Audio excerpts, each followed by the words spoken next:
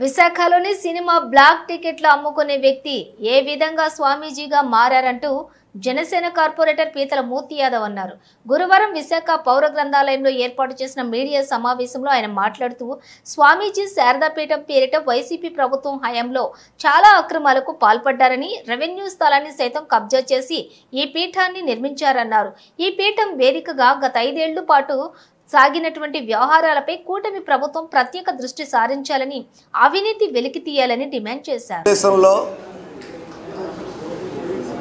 4 పీఠాలు ఉన్నాయని చెప్పి ప్రతిష్ఠింపజేశారని చెప్పి ఆదిశంకరాచార్యులు గారు 4 పీఠాలే ఉన్నాయని చెప్పినట్టు సందర్భం.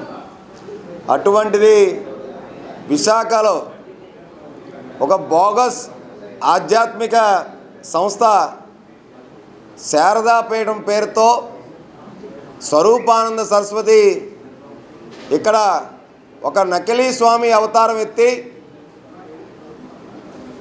ఏదైతే విశాఖలో పండుగాడనే పేరుతో బ్లాక్లో సినిమా టికెట్లు అమ్ముకొని శారదాపీఠానికి అధిపతి ఎలాగయ్యాడో చెప్పాలి.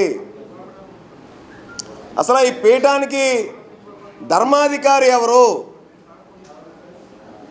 ఈ పీఠం యొక్క ఆస్తి ఏదైతే ఉందో చినముషిరవాడలో అక్కడ రెవెన్యూ స్థలాన్ని కబ్జా చేసిన మాట ఈ యొక్క శారదాపీఠం స్వరూపానంద వాస్తవం కాదా?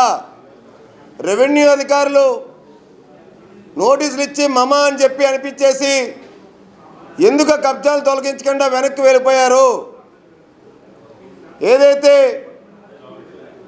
రామతీర్థాల్లో రాముడు తలకై నరికినప్పుడు కానీ, అంతర్వేదిలో నరసింహస్వామి రథం తగలబెట్టినప్పుడు కానీ, లేదంటే దుర్గ టెంపుల్లో వెండి సింహాలు మాయమైనప్పుడు కానీ